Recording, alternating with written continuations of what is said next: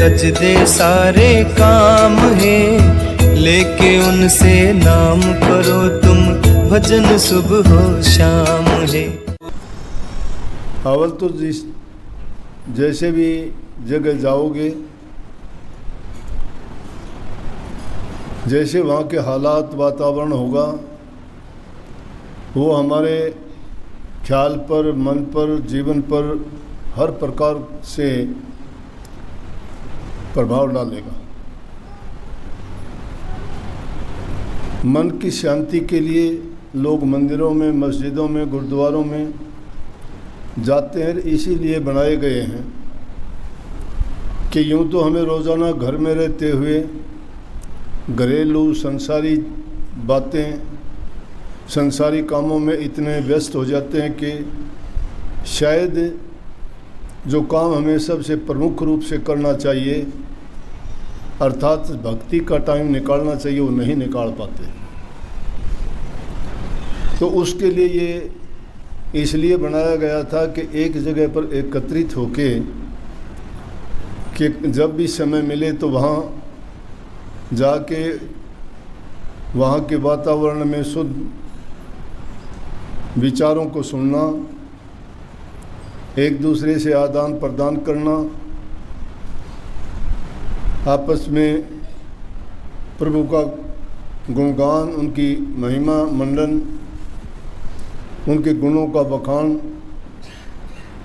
और अपने जीवन में आने वाली भक्ति के रास्ते में बाधाएं हैं, उनके बारे में एक दूसरे से बातें करके उनका समाधान भी निकालना होता है। ये ज़रूरी नहीं है कि आप बैठे वाणी का पाठ कर लिया, बैठ के सुन लिया, गाजा बाजा सब इंद्रियन का खाजा।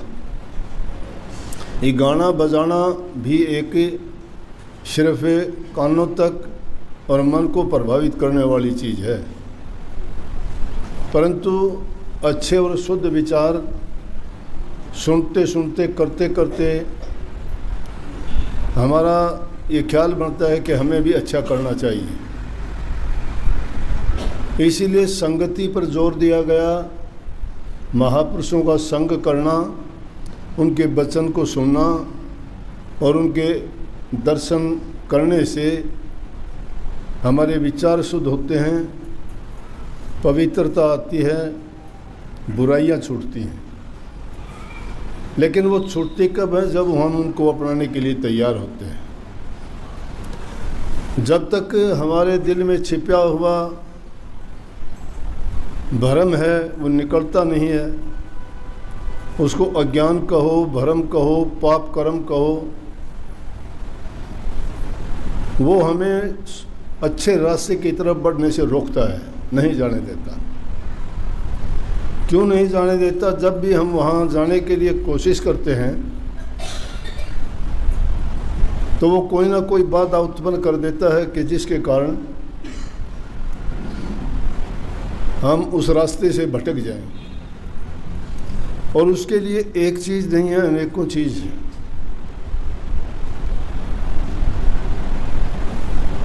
इसीलिए वाणी में गाया गया या दूसरी वाणी होगी कोई कि मेरे जो पाप कर्म हैं वो मुझे अच्छी जगह नहीं जाने देते, और जब भी कोशिश प्रयास करता हूँ रोक लेते हैं।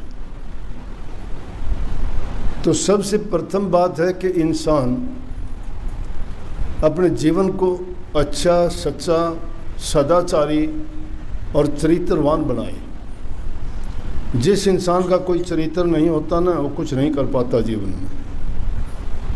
वो उस बेल की भांति होता है जो किसी सहारे को पकड़ के बेल ऊपर चढ़ती है, लेकिन वो सहारा जब छूट जाता है तो धड़ाम से नीचे गिर जाएगी। इसलिए आदमी को स्वावलंबी बनने के लिए अपने आप को अच्छा और पवित्र बनाए, शुद्ध विचार रखे, मानसिक शक्ति बढ़ती है उससे। और जिस इंसान के विचार गिर जाते हैं, चाहे लाख कोशिश करो, उठाने वाला कोई नहीं। आत्म बल तब आएगा आप में जब आपका चरित्र है, आप सदाचारी हो, आप अच्छे गुणवान हो, आपको संस्कार अच्छे मिले हों अपने माँ बाप से, अपने गुरुजनों से, अपने समुदाय से, अपने समाज से। जो इंसान जैसे समाज में रहता है, जैसे इंसानों का संग करता है, वैसे ही उसके विचार अपने आप, ज़रूरत नहीं उसको सीखने की, अपने आप बदल जाते हैं। अगर गौर करोगे, आम दुनियादारी के काम भी घरों में रहते हुए व्यापारी का बच्चा व्यापार सीख जाता है, जमींदार का बच्चा किसानी सीख जाता है, पंडित का बच्चा पंडिताई करनी सीख जाता है, राजनीतिक के बच्चे राजनीति करना सीख जाते हैं। उनको कोई सिखाता नहीं है ना, देखते देखते संग करते करते बिना उसका उद्देश्य बनाए भी वो गुण उनमें अपने आप पनपने शुरू हो जाते हैं। कुछ गुण जन्मजात होते हैं जो इंसान को उसके माँ बाप से मिला करते हैं। ये जो एक्वायर्ड चीज़ होती है, किसी से हम बोरो करते हैं, लेते हैं, सीखते हैं ना, वो चीज़ तो है पक्की। वो इंसान अपने विचारों को ग्रहण करके जो खुद बनाता है, उनमें कोई मिलोनी नहीं है। वो बदल भी सकते हैं। एक बुरा इंसान अच्छा बन जाएगा, क्योंकि मान लिया पहले किसी को शराब पीने की लत है, चोरी करने की है, महात्माओं का संग किया, चोर थे, डाकू थे, वो बड़े बड़े संत महात्मा बन जाते हैं। शराब पीने वाले उसको छोड़ के अपने जीवन को ऐसा पवित्र बना लेते हैं, कभी मुड़ के उसको देखते ही नहीं। लेकिन जो जन्मजात गुण होता है वो नहीं छूटता। वो उसको अपने माँ बाप से जो मिला होता है ना, वो प्रकट हो जाता है कभी ना कभी। और उसके ऊपर भक्ति का रंग भी मुश्किल चढ़ता है। भक्ति का रंग जिसका नाम हो गया तो रंग तो चढ़ाया जाता है, रंग तो रंगा जाता है। मतलब वो गुण उसमें है नहीं, वो रंग उसमें नहीं है, हमने ऊपर से चढ़ा दिया वो रंग। लेकिन वो रंग चढ़ाने से भी बदरंग दब जाता है, परंतु रंग जब उड़ जाएगा तो बदरंग प्रकट हो जाएगा ना। इसलिए अवगुण इंसान के प्रकट हो जाते हैं। चाहे वो भक्ति के रास्ते में जो चलने वाले लोग हैं, आज नहीं, जब से संसार की रचना हुई उसी समय से सबसे महिमा ज़्यादा गुरु की महिमा गाई है, गुरु की। अब गुरु की महिमा क्यों गाई? भक्ति का भी सारा ताना बाना गुरु के इर्द गिर्द घूमता है।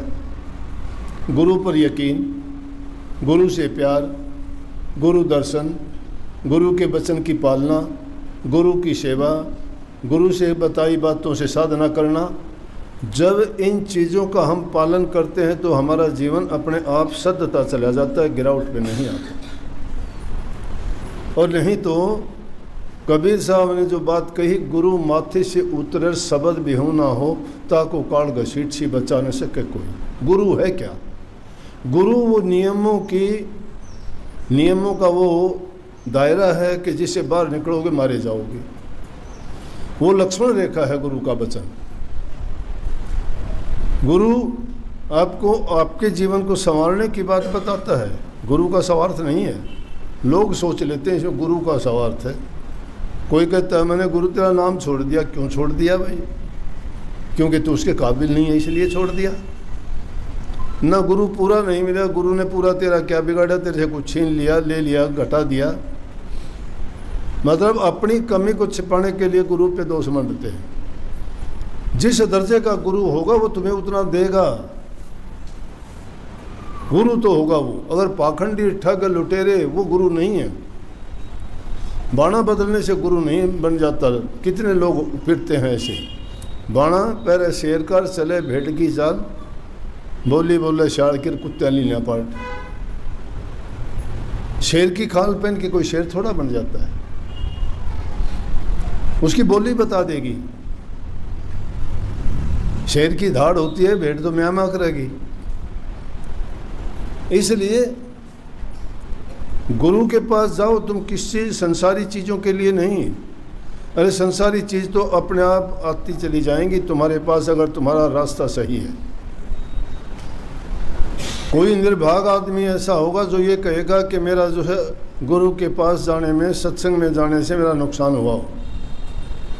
जिन लोगों ने सच्चे मन से सत्संग अपनाया, भक्ति के रास्ते पर चले, देखो सारी बुराई छूट गई।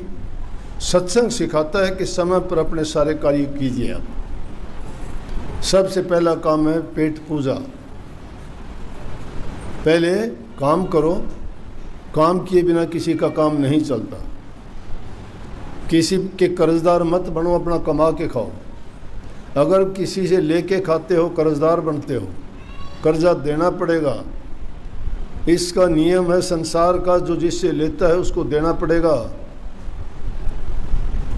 लेखा पाई पाई का, राज नहीं पोपो बाई का।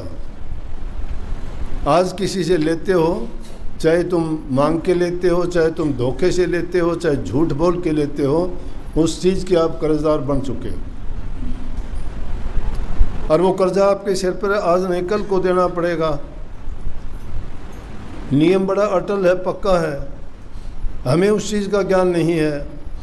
हमारे शास्त्रों ने, महापुरुषों ने जिस चीज़ का अनुभव किया, जो त्रिकालदर्शी हुए, उन्होंने ये बात स्पष्ट रूप से कही कि कर्जा जिसका भी होगा आपको चुकाना ही पड़ेगा। यहाँ दुनियादारी में भी अगर किसी से ले लेते हो और लेके मुकर जाते हो, मुकर जाओ, कोई बात नहीं, आज नहीं तो फिर देना पड़ेगा, अगला जन्म मिलेगा। इसीलिए तो नहीं देखते क्या, कोई भैंस बन के कर्जा ले लेती है, ज़मींदारी बात कहता हूँ मैं, कोई गाय बन के, कोई बैल बन के, कोई जमाई बन के, कोई धी बन के, कोई लड़का बन के कर्जा तो लेते हैं, कर्जा ही तो लेते हैं। अरे बेटा बेटी है, माँ बाप से व्यवहार करते हैं दुश्मनों जैसा।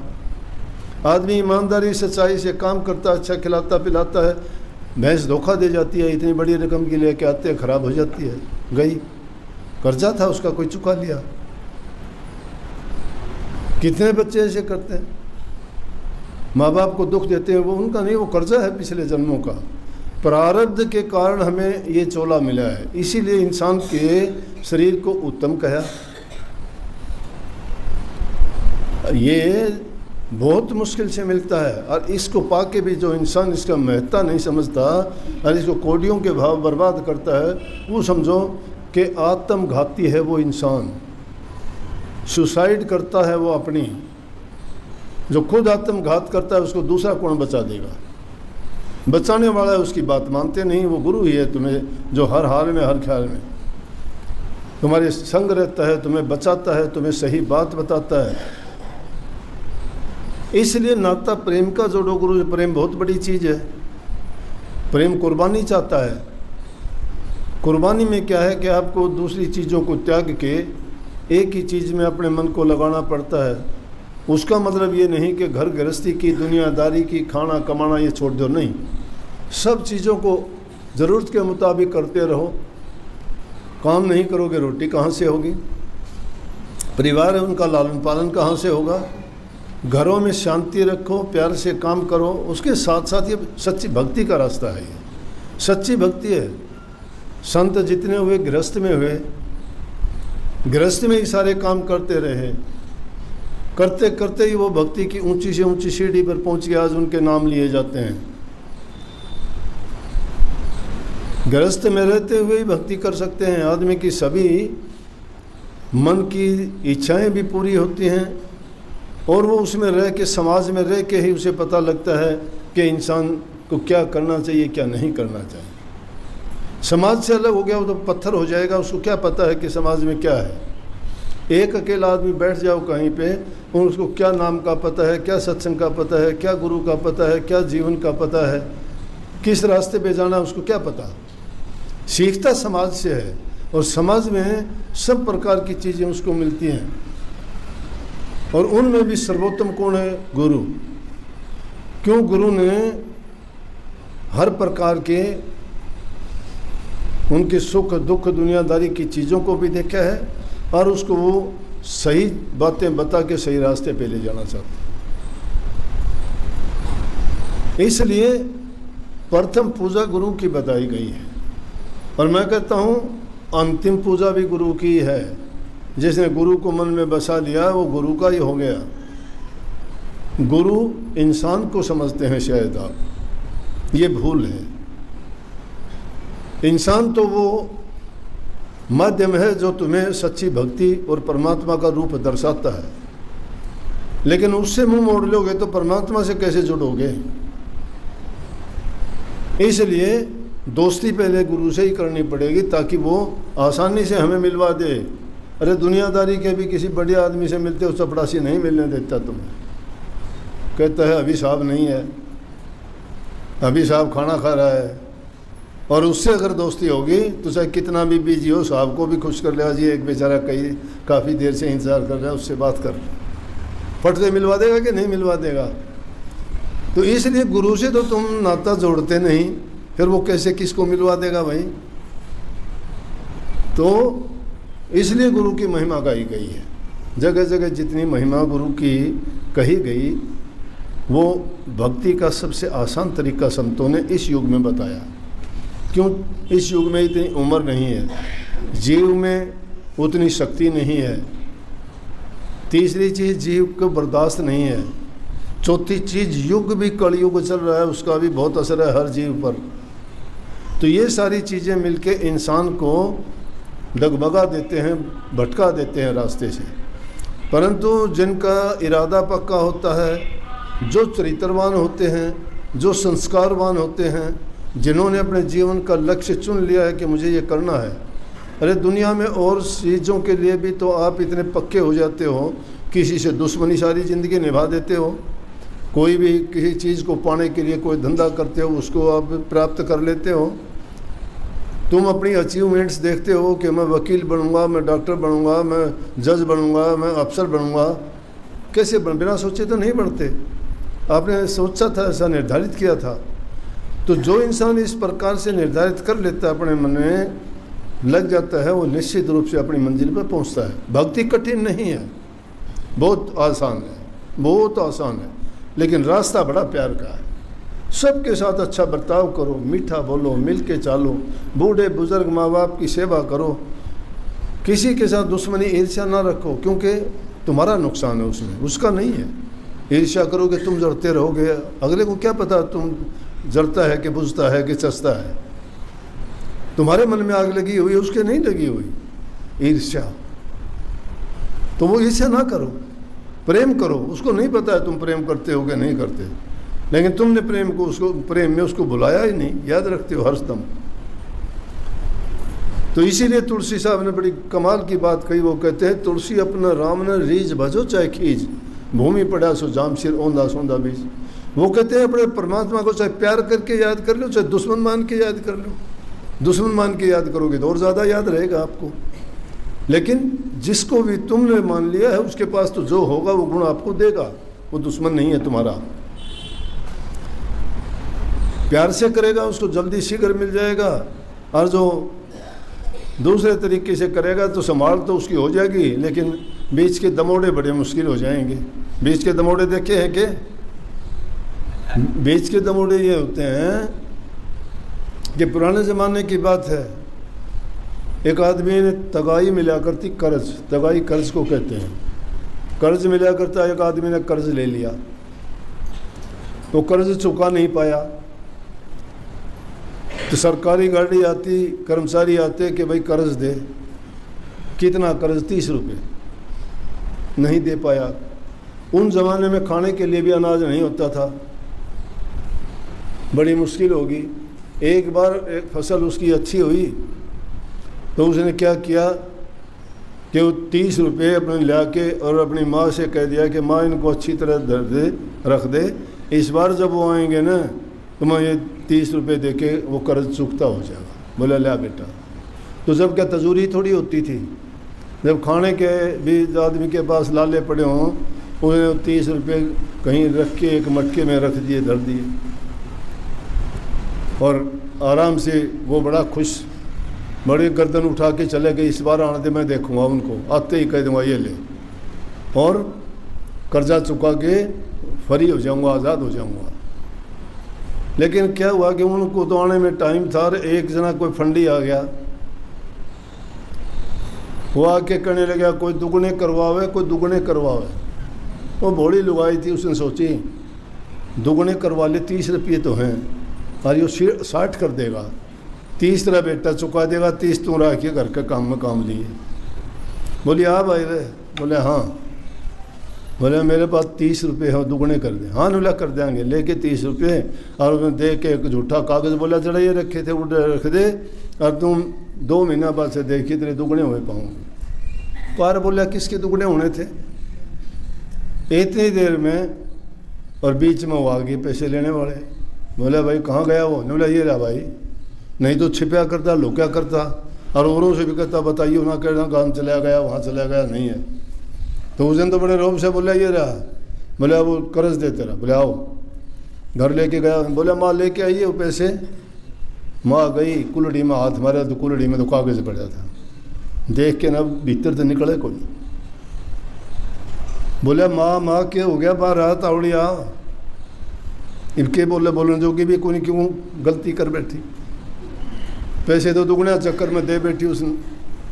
अब बाहर निकली कोने, वो भीतर जाके बोला क्या हुआ? बोला बेटा गलती हो गई, मेरा सत्यानाशन डोल दिए। बड़ा मुश्किल उसने हाथ पाँव जोड़ के ने वो तो टपा दिए भाई फेर करूँगा। और फिर उसने लड़का ने आया गुस्सा, बाड़े गतवाड़ा में गुस्से लगाऊँगा, उड़े ले जाके गिर दी कि डूब दिया तेने, लेकिन उड़त करते। वो बेचारी चिंता में बोली कि बहुत गलत हुआ, लड़के का तो कसूर को नहीं, गलती तो मन ने कर दी। तो आदमी जब चिंता में होता है तो लोग क्या तो ज़मीन कुचलेगा, क्या कुछ और सोचेगा। एक लीकड़ा लेके और बैठी बैठी चिंता में ज़मीन में यूँ मारने लगी। थोड़ी सी मिट्टी हटी तो एक चमकनी सी चीज़ दिखाई दी। उसने और मिट्टी हटाई तो और ज़्यादा बड़ी दिखी वो। उसने सारी मिट्टी हटा के देखा तो एक सोने की हंसली निकली। हंसली जानो सो हार जैसी होया करती, गले में पैरन की मोटी, और सोने की थी। देखी तो देख के खुश होगी, लेके बाजी। कह तो चिंता में थी। बोली रे बेटा आइए। बोला देख मैंने के पाया। बोले लिया। लेकिन सुनार के गया 60 रुपये की बिकी। 30 गए थे ना, वो 60 की बिकी।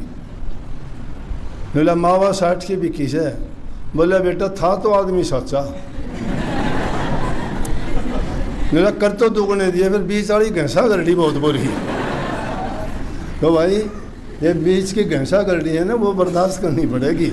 दुगने तो हो जाएंगे, लेकिन हिम्मत करके और बीच की ये घंसा गरडी से बचोगे, सारा मालिक कृपा करेगा। उसके घर में घाटा नहीं है।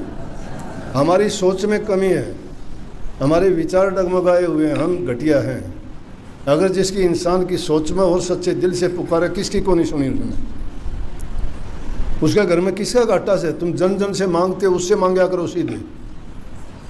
तुम जिससे मांगने के लिए जाते हो वो भी किसी से मांग के दे है, हमने उस पर भी धक्का को नहीं। समझ गए क्या? सीधे मांग लिया करो, रास्ता बता रखा था हमने। सबको मिलेगा, वो किसी को निराश नहीं करते। निराश होगा अपने कर्म से होगा, अपनी कमी के कारण गिरता है इंसान, दूसरा नहीं गिराता उसको। दूसरा लाख कोशिश कर लो, कितने कोशिश करी, कोई गिरा उनके गिराने से, लेकिन ना खुद खोटे कर्म करके गिर जाते हैं। परमात्मा को दोष देना, दूसरे इंसान को दोष देना गलत है। भक्ति के रास्ते पे चलना चाहते हो तो अपने जीवन को सच्चा, अच्छा, गुणवान और अच्छे विचारों से परिपूर्ण करो।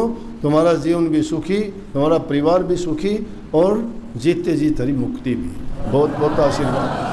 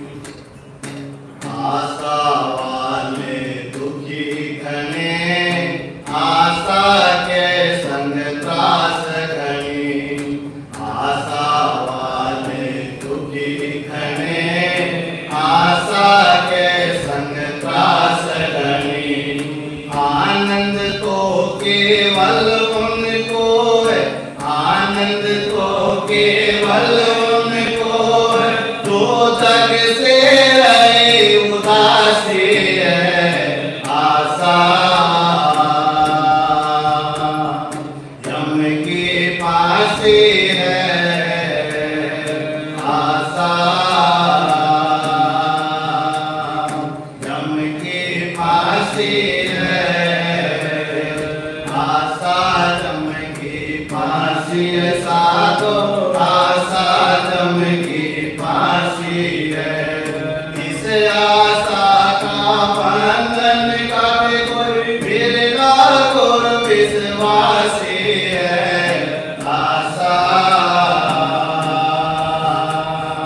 जम की फांसी है आशा, जम की फांसी है। तब लग सांसा तब लग आशा, का आशा का वासा है। तब लग सांसा तब लग आशा, का आशा का वासा है। आशा का जो पल दे पासा, आशा का जो पल दे पासा, वही सच्चा अभियासी है आशा। यम की फांसी है आशा, यम की फांसी है आशा, यम की फांसी है आशा। आशा काम क्रोध और लालच, आशाओं की प्यासी है। आशा काम क्रोध और लालच, आशाओं की प्यासी है। निराश हुए क्यों आशा पकड़े, निराश हुए क्यों आशा पकड़े, तेरा रूप अजर अविनाशी है आशा। यम की फांसी है आशा, यम की फांसी है आशा, यम की फांसी है आशा। यम की फांसी साधो आशा, यम की फांसी है। इस आशा का बंधन काटे को पीड़ा गुरु विश्वासी है आशा। यम की फांसी है आशा। इच्छा आशा तृष्णा आशा भरम की खानी है आशा। इच्छा आशा तृष्णा आशा भरम की खानी है। आपा पावे घट घट में, आपा पावे घट घट में, यूं जल में मीन प्यासी है आशा। यम की फांसी है आशा, यम की फांसी है आशा। यम की फांसी साधो आशा, यम की फांसी है। इस आशा का बंधन काटे को पीड़ा गुरु विश्वासी है आशा। यम की फांसी है सतगुरु महाराजन समझावे गवर सुन हित चित दे गुरबाणी। सतगुरु महाराजन समझावे गवर सुन हित चित दे गुरबाणी। गुरवाणी सुन हो निर्वाणी, गुरवाणी सुन हो निर्वाणी, गुरवाणी सर्व प्रकाशी है आशा। यम की फांसी है आशा, यम की फांसी है आशा। यम की फांसी है साधो आशा, यम की फांसी है।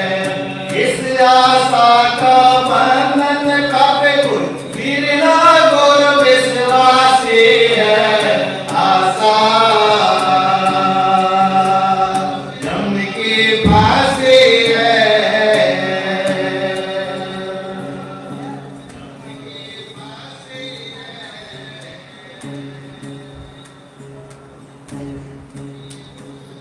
भाई तू सोच समझ मन माही, भाई तू सोच समझ मन माही।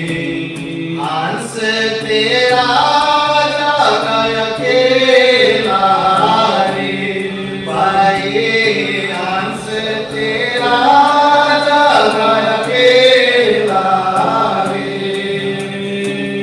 भाई सोच समझ मन माही, भाई तू सोच समझ मन माही।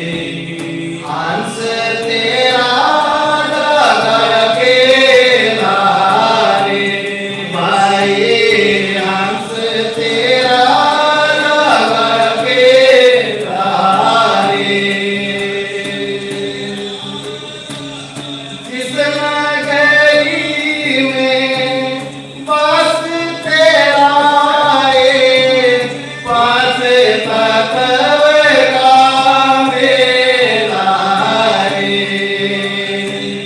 जिस नगरी में बस तेरा है, पास तत्व का मेला रे। इसको भीतर जाना होगा, इसको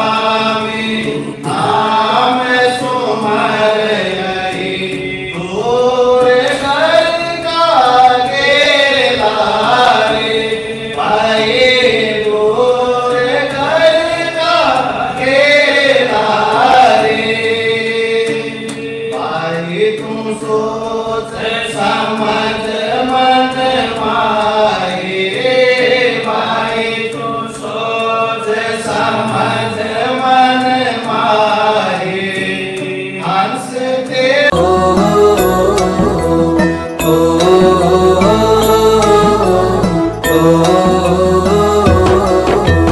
चल सतगुरु के धाम हेली, कज दे सारे काम है। लेके उनसे नाम करो तुम, भजन सुबह हो शाम है।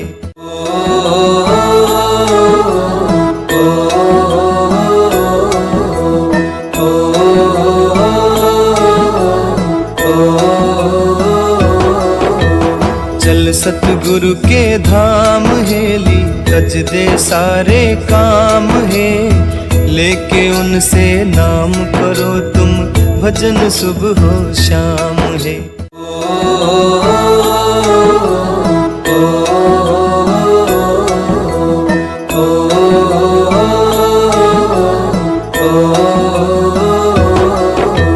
चल सतगुरु के धाम है।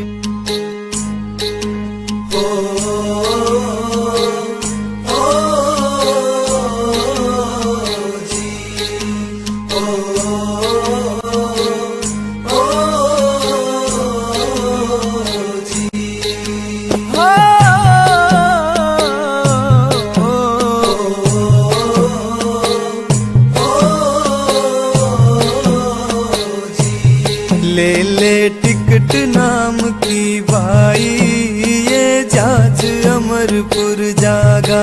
ले ले टिकट नाम की भाई, ये जहाज अमरपुर जागा। ये जहाज अमरपुर जागा, ये जहाज अमरपुर जागा।